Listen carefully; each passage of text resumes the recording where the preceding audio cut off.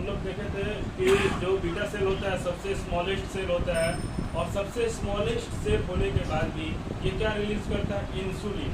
तो इंसुलिन के बारे में कुछ हम लोग जानेंगे। इंसुलिन हार्मोन क्या होता है और इसका रोल क्या होता है हमारे बॉडी में, इसके बारे में हम लोग जानेंगे। तो देखिए, इंसुलिन के बारे में सबसे फर्स्ट जो बात आती है वो proteinaceous in nature. Proteinaceous in nature मतलब प्रोटीन का बना होता है, मीन्स प्रोटीन जैसा इसका नेचर होता है, ठीक है। और प्रोटीन है तो एमिनो एसिड से मिलकर बना होगा। तो कितने एमिनो एसिड इसमें होते हैं, तो 51 एमिनो एसिड का एक ग्रुप है जिसका से मिलकर ये बना होता है, हम लोग बोल सकते हैं। फिर मेड अप ऑफ 2 चेन, इसमें भी 2 चेन होते हैं, alpha chain and beta chain, ठीक है। जो कि दोनों चेन जो है वो एमिनो एसिड को कंटेन करते हैं। अल्फा चेन जो है वो देखिए यहाँ पे दिया हुआ है कि 21 एमिनो एसिड से मिलकर बना होता है, और जो बीटा चेन है वो 30 एमिनो एसिड से, मतलब टोटल 51 एमिनो एसिड का ग्रुप जो है उसको हम लोग इंसुलिन हार्मोन बोलते हैं। इसका नेचर कैसा होता है, प्रोटीनियस इन नेचर, प्रोटीन के जैसा इसका नेचर होता है, प्रोटीन की तरह होता है ये, ठीक है।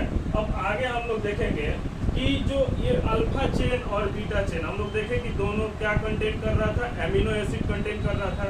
अब आगे देखेंगे कि दोनों जो होता है एक बॉन्ड से क्रिएट होता है, जुड़ा हुआ होता है। एक बॉन्ड से क्या होता है, जुड़ा हुआ होता है, जिसको हम लोग डाइसल्फाइड बैंड कहते हैं, ठीक है। डाइसल्फाइड बैंड जो है वो दोनों को क्या करता है, दोनों चेन को कनेक्ट करने का काम करता है, ठीक है। तो सबसे पहले इंसुलिन हार्मोन के बारे में जानकारी जो दिए थे वो दिए थे एफ सैंगर, ठीक है। एफ सैंगर एक ऐसे साइंटिस्ट थे जिन्होंने सबसे पहले बताया था कि इंसुलिन हार्मोन जो होता है हमारे बॉडी में होता है, और ये एमिनो एसिड से बना होता है। इसमें 51 एमिनो एसिड होते हैं, जिसमें 2 चेन होती हैं, और एक को अल्फा चेन एंड दूसरे को बीटा चेन कहते हैं। दोनों चेन्स जो है वो किससे जुड़े होते हैं, तो डाइसल्फाइड बैंड से जुड़े होते हैं। इसके आगे अगर हम लोग देखें तो सबसे पहले कौन बताया था, एफ सैंगर, यही बताया था सबसे पहले, किसके बारे में, इंसुलिन हार्मोन के बारे में। दूसरी बात, इसके लिए इनको नोबेल पुरस्कार दिया गया था। नोबेल पुरस्कार किसके लिए दिया गया था, तो इंसुलिन के स्ट्रक्चर को क्या करने के लिए, बताने के लिए, इंसुलिन के बारे में बताने के लिए। आगे देखिए हम लोग, अब ग्लाइकोजेनेसिस क्या है, एक टर्म आता है ग्लाइकोजेनेसिस, ठीक है।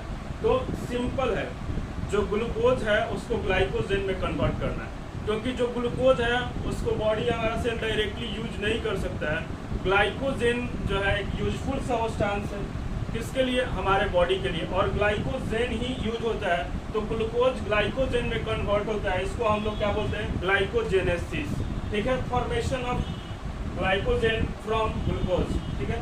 आगे देखिए कि सबसे पहले जो हम लोग फूड लेते हैं कार्बोहाइड्रेट, ठीक है, वो किसमें, ग्लूकोज में कन्वर्ट होता है, ठीक है। तो ये ग्लूकोज जो है वो डायरेक्टली कहाँ पे जाता है, ब्लड में जाता है, ठीक है। ब्लड में जाने के बाद, ठीक है, ब्लड में जाने के बाद ग्लूकोज कौन वहाँ पे होता है, ब्लड में इंसुलिन हार्मोन होता है। कौन सीक्रेट करता है, तो बीटा सेल, अभी पढ़ रहे थे। बीटा सेल कहाँ पे होता है, तो स्लेट ऑफ लैंगरहैंस में होती है। तो बीटा सेल जो है वो इंसुलिन को क्या करता है, इंसुलिन सीक्रेट करता है, जो कि ब्लड में होता है, जो ग्लूकोज को किस में कन्वर्ट कर देता है, ग्लाइकोजेन में कन्वर्ट कर देता है। तो इसी प्रोसेस को ग्लाइकोजेनेसिस बोलते हैं। अगर इंसुलिन ना हो ब्लड में तो ग्लूकोज जो है वो ग्लाइकोजेन में कन्वर्ट नहीं होगा, और ग्लूकोज ग्लाइकोजेन में कन्वर्ट नहीं होगा तो ग्लूकोज का अमाउंट ब्लड में बढ़ते जाएगा, ठीक है।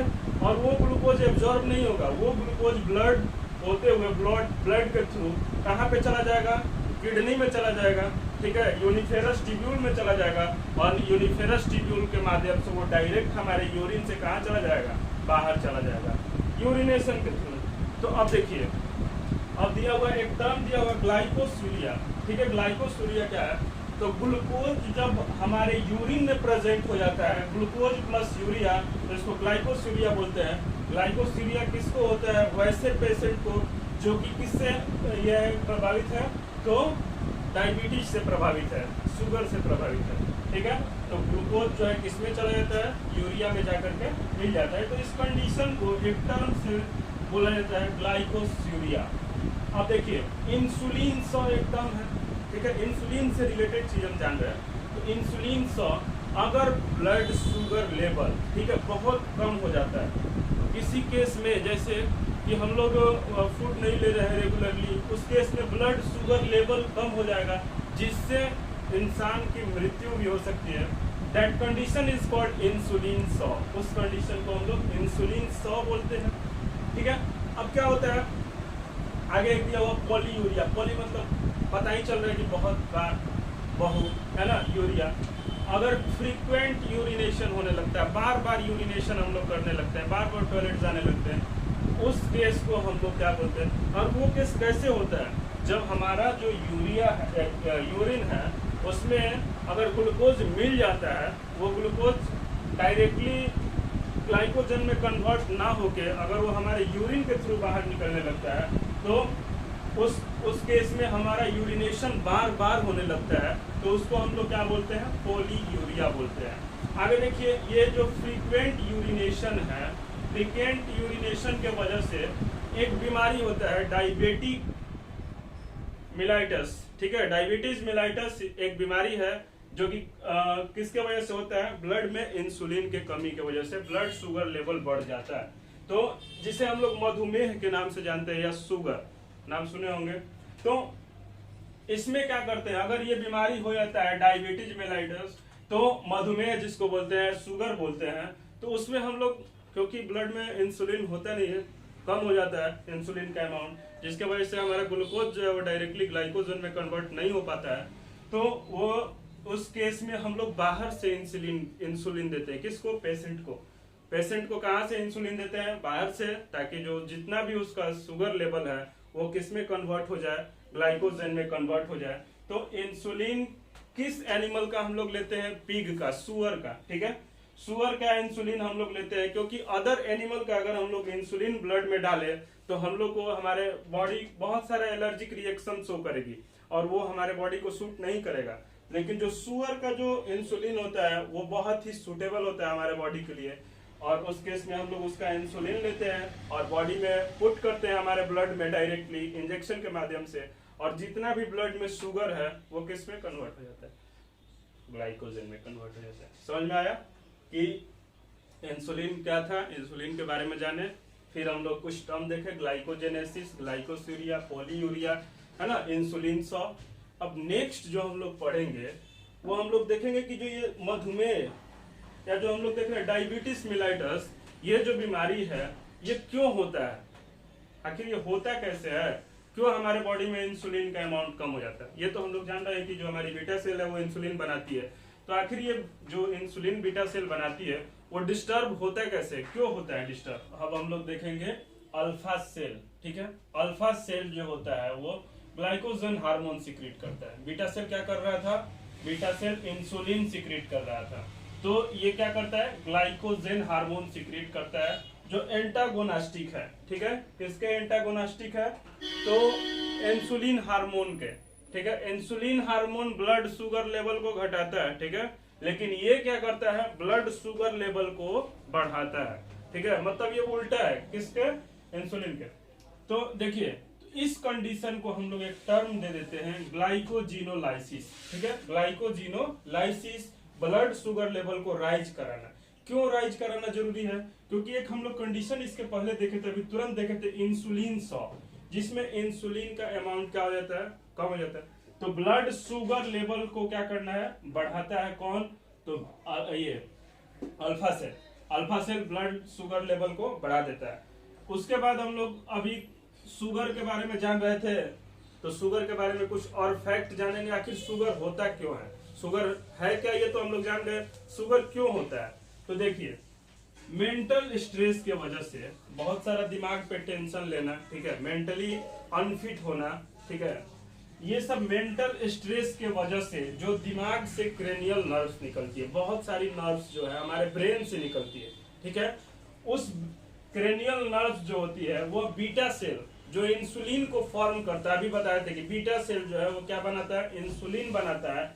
तो ये जो क्रेनियल नर्व्स जो कि ब्रेन से निकली, मेंटल स्ट्रेस के वजह से ये क्रेनियल नर्व्स इस बीटा सेल को हमेशा पंच करते रहती है, ठीक है, पंच करते रहती है, जिसके वजह से कुछ ही दिनों में ये बीटा सेल रप्चर हो जाता है और उसके वजह से इंसुलिन फॉर्म नहीं होता है, और इंसुलिन फॉर्म नहीं होता है तो ब्लड शुगर लेवल बढ़ जाता है, और वही शुगर हमारे ब्लड से जो ग्लाइकोजन में कन्वर्ट ना होके वो हमारे यूरिन में चला जाता है, और उसी को हम लोग क्या बोलते हैं, डायबिटीज बोलते हैं। तो डायबिटीज क्या शुगर नाम है, तो देखने से क्या लगता है कि बहुत सारा चीनी मीठा ये सब खाने से होता है शुगर, लेकिन ऐसा कुछ नहीं है। इसका कोई भी रिलेशन स्वीट चीजों से नहीं है, मीठा चीजों से नहीं है। ये डायरेक्टली हम लोग बोल सकते हैं कि शुगर जब भी होगा वो मेंटल स्ट्रेस के वजह से होगा। इसलिए physically, mentally and socially fit रहिए, हेल्दी रहिए बिल्कुल। तो बोल सकते हैं ये कि मेंटल स्ट्रेस जब होता है तो ब्रेन से जो नर्व्स निकलती है, जिसको हम लोग क्रेनियल नर्व्स बोलते हैं, वो क्रेनियल नर्व्स किसको पंच करती है, हमारे बीटा सेल को, और बीटा सेल को बार बार पंच करके उसको क्या कर देती है, रप्चर कर देती है, उसको तोड़ देती है, जिसके वजह से इंसुलिन जो होता है वहां पे फॉर्म नहीं होता है, और इंसुलिन की कमी की वजह से क्या हो जाता है, शुगर हो जाता है। तो ये सब हम लोग कंप्लीट नॉलेज जाने शुगर के बारे में। अब इससे ज्यादा कुछ नहीं है शुगर के बारे में। अब हम लोग लास्ट जो हमारा सेल है, अल्फा सेल हम लोग जान गए, बीटा सेल जान गए। बीटा सेल क्या निकलता है, ग्लाइकोजेन हार्मोन निकलता है, क्या करता है, किसका एंटागोनिस्टिक है, इंसुलिन का एंटागोनिस्टिक है। तो इस बीमारी को हम लोग साइलेंट किलर बोलते हैं, ठीक है। बहुत ही क्या करता है, आसानी से लोग को धीरे धीरे मारता है, ठीक है। तो अब देखिए, उसके बाद जो तीसरा सेल है, अल्फा सेल बीटा सेल के बाद गामा सेल, ठीक है। गामा सेल के बारे में भी पढ़े थे, ठीक है।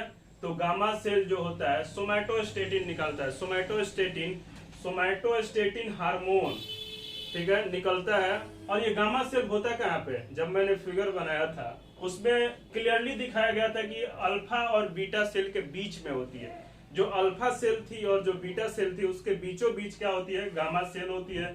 और बीटा सेल से बड़ी होती है, क्योंकि हम लोग जाने थे कि बीटा सेल सबसे स्मॉलेस्ट सेल है, तो बीटा सेल से बड़ी होती है और अल्फा सेल से क्या होती है, छोटी होती है। अब देखिए, अब यहाँ पे दिया है कि it controls the secretion of insulin and glycogen. अभी हम लोग देखे कि अल्फा और बीटा सेल, एक इंसुलिन निकल रहा था और एक ग्लाइकोजन निकल रहा था, तो दोनों निकल रहा है, तो उस पर कंट्रोल किसका है, गामा सेल का है। तो ये टोटल हम लोग इसलेट ऑफ लैंगरहैंस, जो कि किसका पार्ट था, पैंक्रियाज का, कितना वॉल्यूम कंटेन कर रहा था, 1 से 2%। तो इसके बारे में टोटल नॉलेज जाने।